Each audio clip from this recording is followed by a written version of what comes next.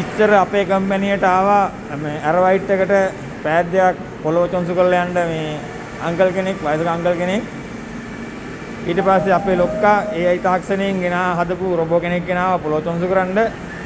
ඊට පස්සේ මේ මිනිස්යාගේ රස්සාවට කෙලවිලා ගියා.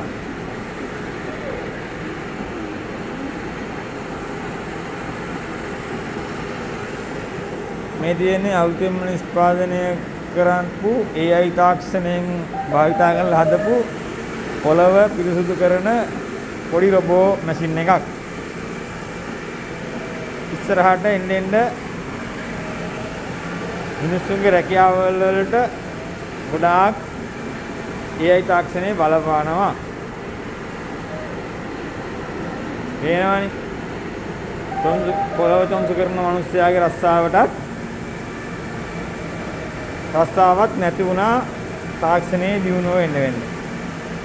ඉගෙන ගන්න ඕනේ මෙන්න මේ මැෂින් හදන්න රිපෙයාර් කරන්න.